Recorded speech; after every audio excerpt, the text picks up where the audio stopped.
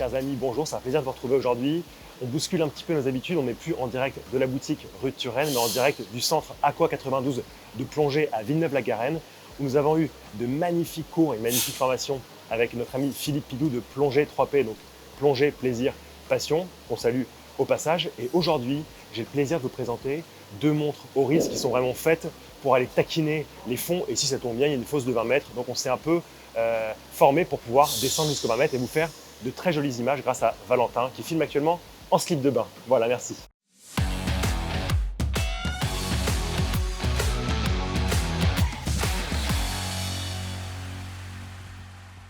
Je vais commencer par vous parler d'une grosse nouveauté de l'année chez Oris, qui n'est autre que la Oris Aquis Pro. Présentée en cette fin du mois d'août, elle est la plus professionnelle des plongeuses chez Oris et l'on comprend mieux une fois la bête en main. N'allez pas vous méprendre, malgré son poids, le boîtier impressionnant de 49,5 mm est bien réalisé en titane. Ce boîtier, il est fait de plusieurs parties avec évidemment un fond et une couronne vissée, mais également une lunette particulière coiffée d'un verre impressionnant. Cette lunette, avec un insert en céramique permettant de mesurer les temps de plongée, possède un fonctionnement particulier. La bague en résine qui l'entoure possède deux positions. Pour la déverrouiller, il faut ainsi la remonter vers le haut. On peut alors régler la lunette et pour la verrouiller, pousser la bague vers le bas. L'utilité, vous en doutez, est d'éviter toute erreur de temps de plongée. Le plus impressionnant, qui donne aussi tout son poids à la montre par son épaisseur, n'est autre que le verre saphir. Il est fait de la sorte que la lisibilité reste parfaite et il sert de rempart à l'eau, notre ennemi de toujours. À l'intérieur, on trouve le calibre 400, que vous connaissez désormais maintenant avec tous ses bienfaits, pour retenir les 120 heures de réserve de marge, les matières non ferreuses pour réaliser certains des composants sensibles, ainsi qu'une garantie de 10 ans. Le cadran évoque quant à lui le monde du grand bleu, avec une couleur centrale plutôt bleu lagon pour dériver petit à petit rapidement vers de l'obscurité. On apprécie le motif vague du cadran et une minuterie noire lisible, ponctuée d'index large et gorgée de matière luminescente.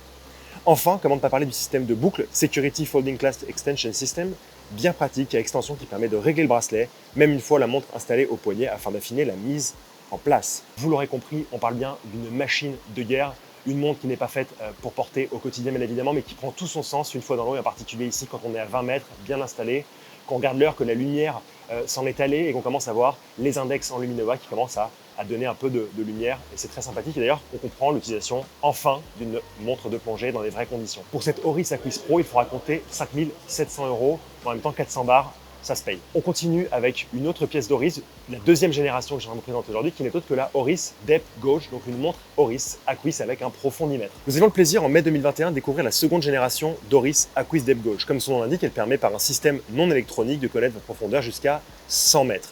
Ce système lui a valu le surnom de montre avec un trou, mais vous verrez que c'est bien plus sérieux que cela. Ce système s'appuie sur le principe scientifique de la loi de Boyle-Marriott.